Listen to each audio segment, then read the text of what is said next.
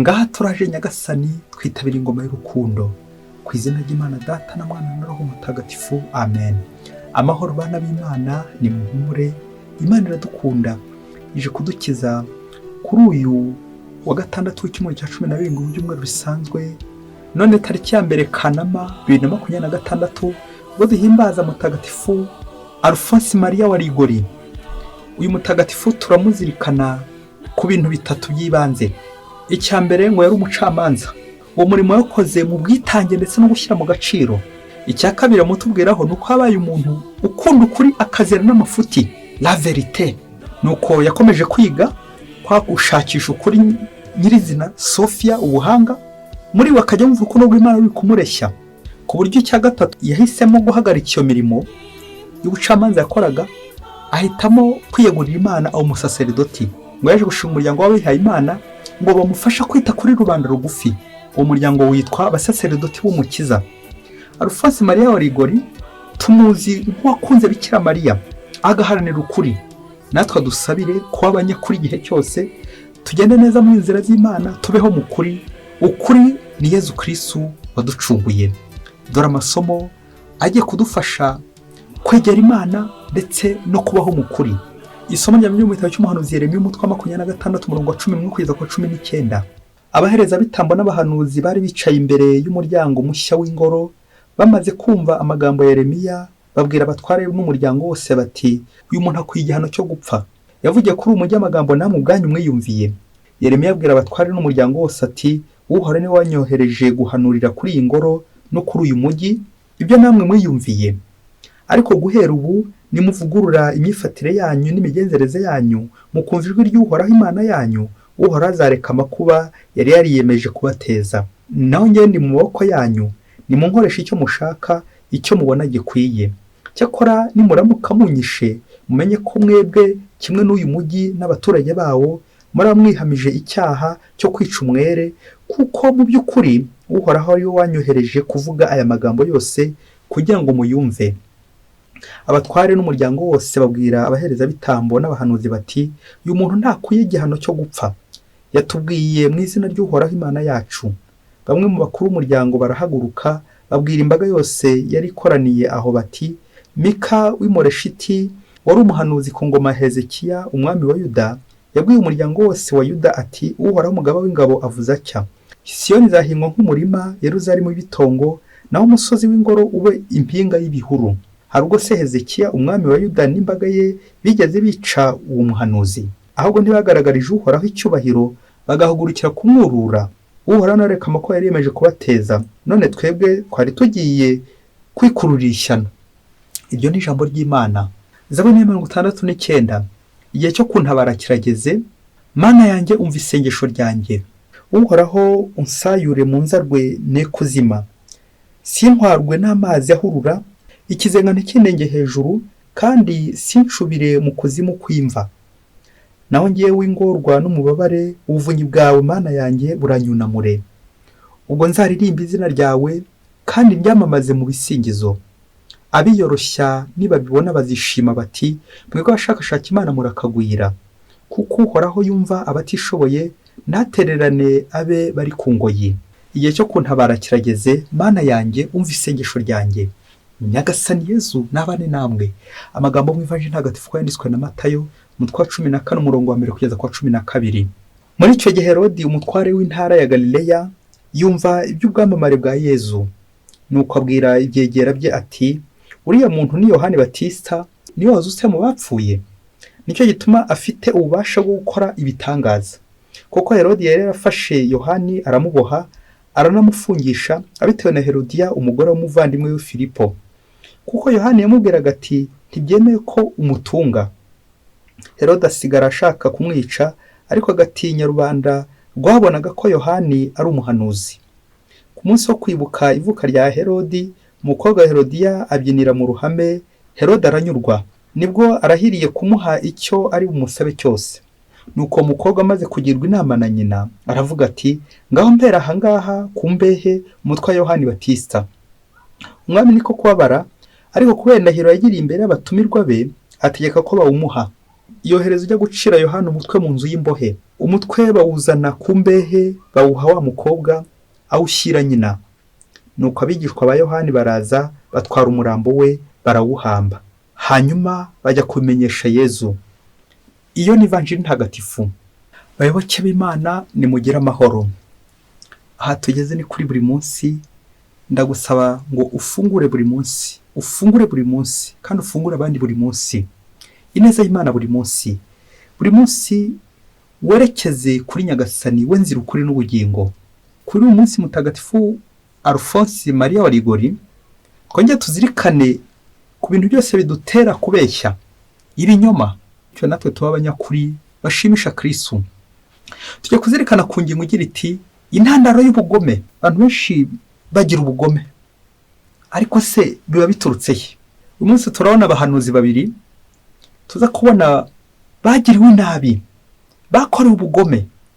Uwo ni Yeremiya ndetse na Yohani Batista. Biraturuka hehe?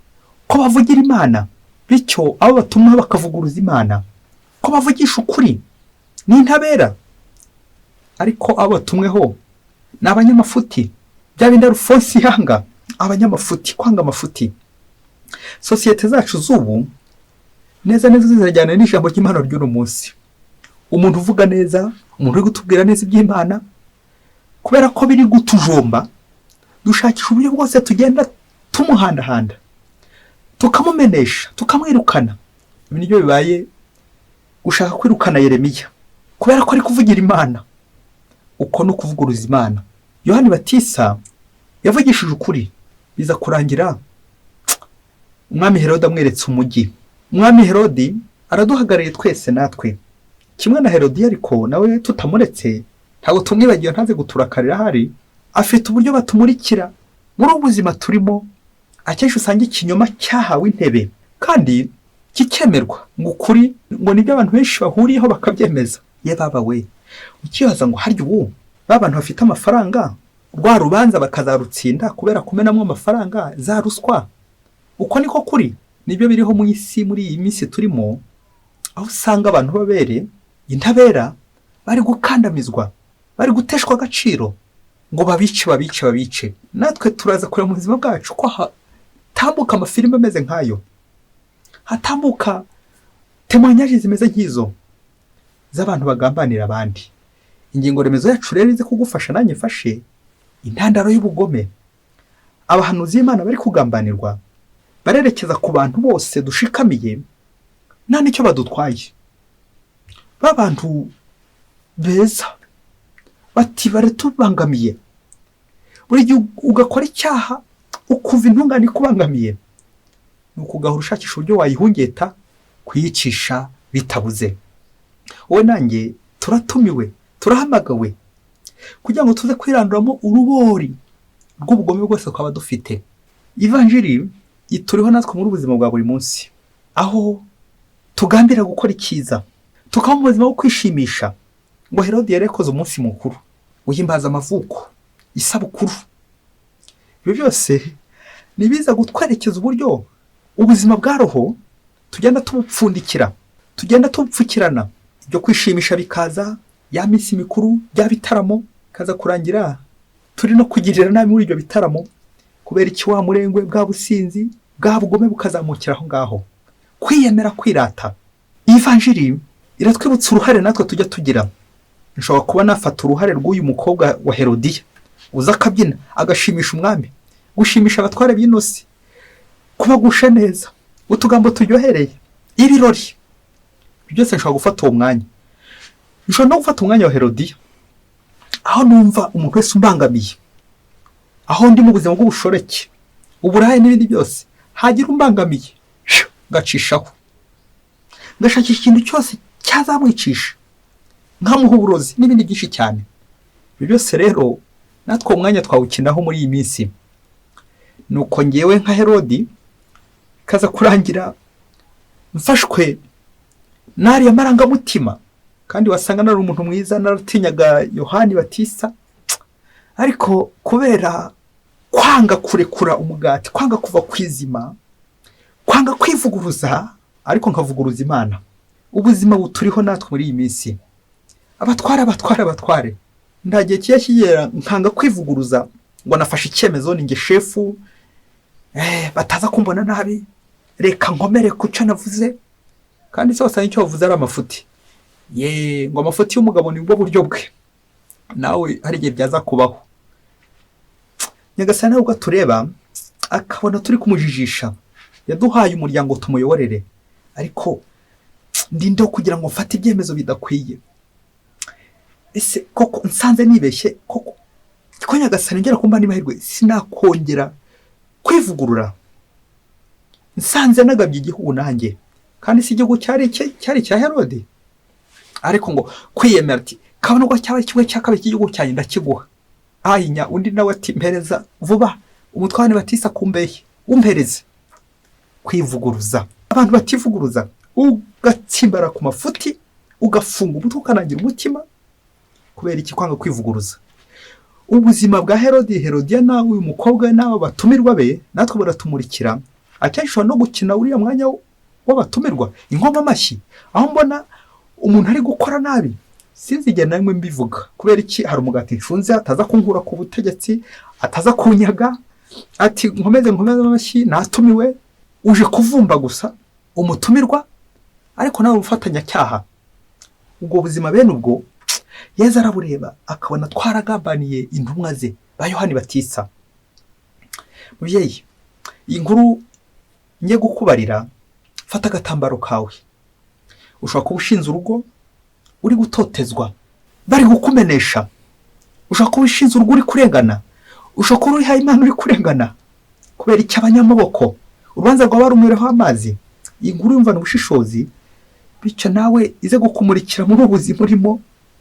ubwo bugome urimo n'ibindi bibazo byinshi cyane uri guteza muri sosiyete cyangwa n'igisubizo wawe uri gutanga muri sosiyete mbega byiza agatambaro kawe gafashe kugira ngo uze kwihanagura numva ikiniga kije kamushwari kawe cyageze hafi umunsi umwe hirya kure cyane mu gihugu cya kure tererwa igihugu cya kure pe umugabo n'umugore bari babanye neza bafite ibintu bya mirenge ariko by'akarusho ngo bari abakristo b'abandi b'indani abandi bo muri kati baza bagisha inama kubera ko urugo nyine rw'intangarugero urugo rw'ifatizo urugo rw'icyitegererezo babana neza ntawe ushobora guhemukira undi bakundana kimwe kiza kugira bya bintu by'uko nyine ahanye ntihuma kandi ngo yonyihoramo nanone ngo nyakibi ntarabushyitsi umugore wo mu rugo aza gutungurwa atungurwa n'iki atungurwa nuko umugabo we umunsi umwe aje yasinze ingeso atarigeze amubonaho aza yasinze yaborewe noneho ageze mu rugo ko bari basanzwe baganira mu rugo byahindutse ntiyongeye kuvuga inzoga zamugize ikiduma atari gushobora kuruvana mu kanwa navugaga ururimi cyangwa urwago bya bintu by'uko nyine uyikura mu icupa ikagukura mu bagabo yahise nyine imukura mu bagabo ntiyongeye kuvugisha umugore yibaza imubayeho ati koko uyu niyo narinzi uyu n'umugabo wanjye narinzi w'intangarugero ubu munsi wa mbere nanone umunsi wa kabiri wa mugabo nanone ngo asubira ku ikabari aza noneho yasinze noneho aho kugira ngo ajunjame noneho aza ari gutongana bikomeye cyane ari kuvuga nabi amagambo y'urukozasoni atuka umugore atonganya abana atukana bikomeye cyane atongana umugore nabwo yifata ku itama koko mana bigenze bite umugabo wanjye bigenze bite ntibirarangira undi munsi ukurikiyeho noneho nabwo ajya gusinda ngo ntiyagarutse atavuga gusa ntiyagarutse anatongana gusa ahubwo ngo agarukana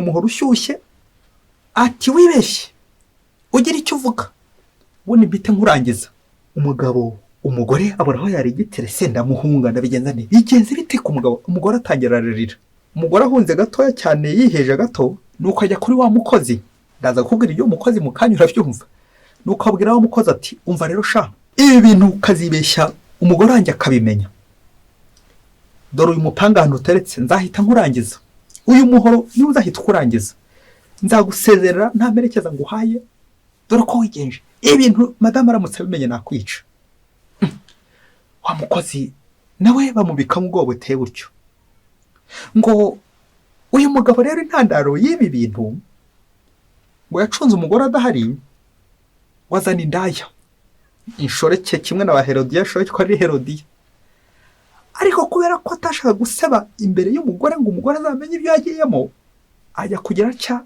aba ari umukozi gusa umubona wenyine. Nuko ngo bishoboke ko afashe ingufuri aravuga ati uzibeshye madamu abimenye nzahita nkwica. Nuko wa mugabo ahungira mu nzoga kugira ngo agire amahane azajya atuma umugore atongera kumwegera, umugore atongera kugira icyo amuvugaho, umugore atongera kugira icyo amubaza, hatatazamenya ko yazanye indaya mu rugo. Uyu mugabo rero yumera ubuzima bw'ikabare, yohoka bw'ikabare kandi atarabisanga kugira ngo umugore atazagira icyo amuvugaho. Yagira agata akabona umukozi ari kumwe n'umugore ati wibeshye ubivuge nkwereke ndahita ngutema. Yakeka ko umugore agiye kubimenya nawe ati ndagutema ndagutema. Nuko ahari hari joteme ati ndagutema noneho, ahasimbuza ndagutema. Neza abika ubwoba muri urwo rugo kubera wa muhoro abitse hirya, kandi yari umunyamahoro kera. Ari abana barahungetwa, ari umugore arahungetwa, ari abakozi bose barahungetwa. Ati uzibeshye bimenyekane nkwereke, ubundi nkwereke. Sinshaka kukubwira ukuntu ibintu byarangiye, nawe niba uri maso waza kushishoza utekereza kuri ifoto y'urugo rwawe ruriho mu mahoro, none rusigaye ruriho mu muhoro. Kubera iki? Zanjye sombi umwe muri uru rugo yishohemo, none zigejeje urugo ahaga ahabi. Bayoboke b'Imana, Yesu Kristo akuzwe. Ngo ubuherodi ni ukuba buteye intandaro y'ubugome, ngo umugome ntagira konje. Tujye gusoreza ku bintu bitatu biza kugufasha neza gutekereza nawe ku bindi byinshi bituma ubugome bushobora kuza muri wowe. Icya mbere ni ingeso abantu benshi twagiye twishoramo, kandi kuko zigejeje ingo zacu hari indimuka, zigejeje imiryango yacu hari indimuka, imihamagaro yacu ikaba iri gukendera. Kubera iki? Izi ngeso ngiye gukubwira izi ndwara zikomeye cyane mbi. Indwara ya mbere uraseka ni ubusinzi. Gusinda no gusara by'akanya gato. Iyo iyi ndwara wayanduye uta umutwe, aho ufite amahoro hahitajya umuhoro. Ngo kuko Herode yari ari muri iki gitaramo. Gusinda ntabwo ari inzoga gusa.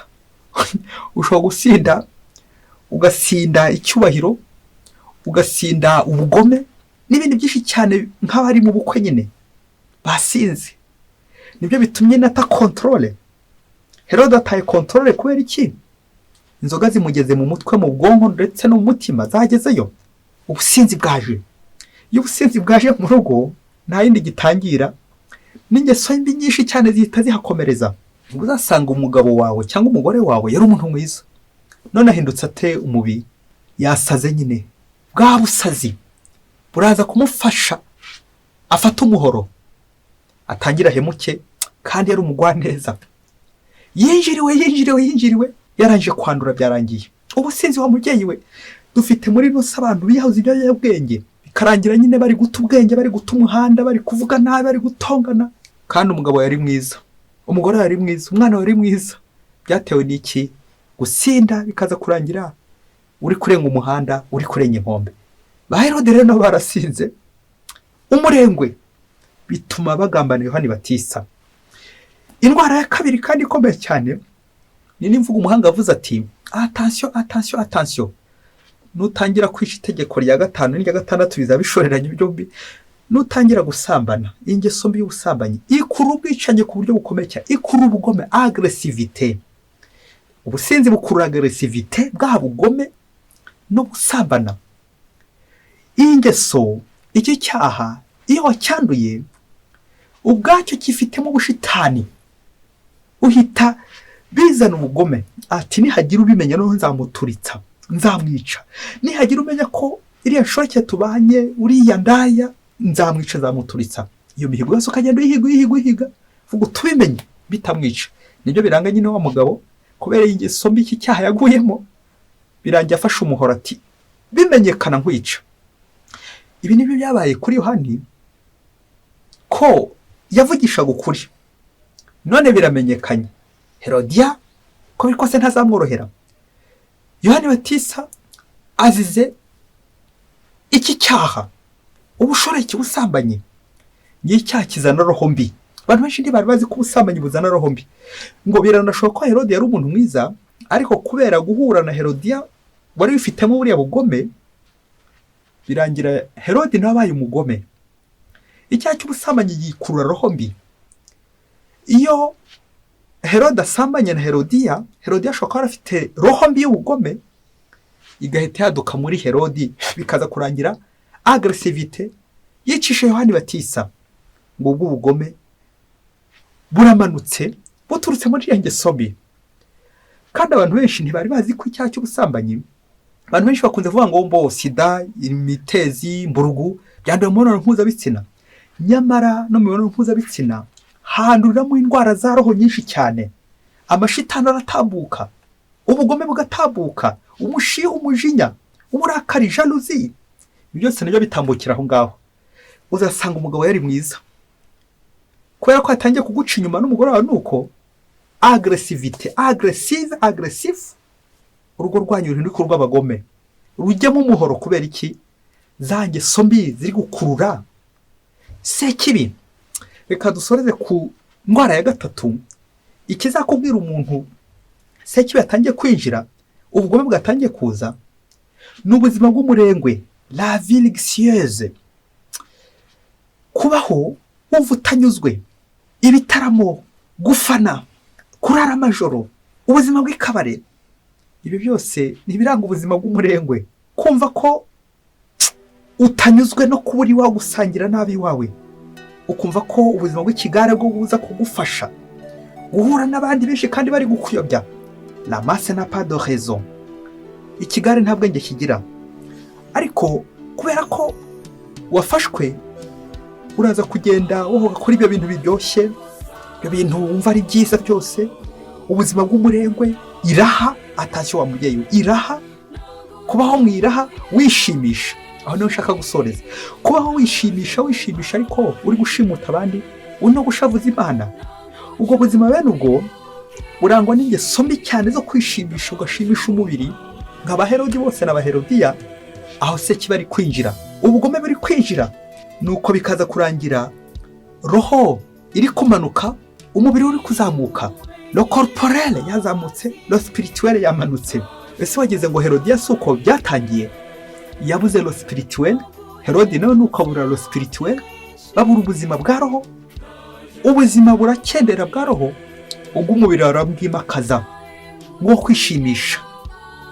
Wongeze kureba nawe muri izi ngeso tumaze kuvuga n'izindi nyinshi cyane warundaho, iba nabyitana none péché d'impureté, kwandavura. Ubuzima bwo kwandavura ukingiriza roho ngibe yagera ku Mana uko bikwiye, nuko tukimakaza umubiri wacu, gushimisha imibiri yacu, tuyikoreraho byiza bishimisha bya bindi by'inyuma, imitako, imirimo n'ibindi byinshi cyane. Tukaza kwibagirwa ko ubuzima bw'umuntu ari ubukenera Imana, guhura n'Imana. Ubundi icyo Herode yabuze na Herodiya na kariya gakobwa ke ikandakare ntabwo nakomeje gukibandaho. Ubuzima bwabo bwa roho bwarakendereye, nuko bimakaza umubiri, gushimisha umubiri, birangira Imana bayiburiye umwanya. Nibwo uzasanga nyine uri kwica abandi, uri kugambana. Kubera iki? Ubuzima bwa roho ntabwo gifite, warawupfukiranye. Mutagatifu Alphonse Maria wa Rigori udusabire kugira ngo natwe tubeho mu kuri, tube intabera nk'abandi Batisa, dukore neza icyo Imana ishaka buri munsi. Mwese Imana ibahe umugisha. Imana Data na Mwana na Roho Mutagatifu, amen. Padiri Masumu Kola Siasi wa Diocese ya Cyangugu.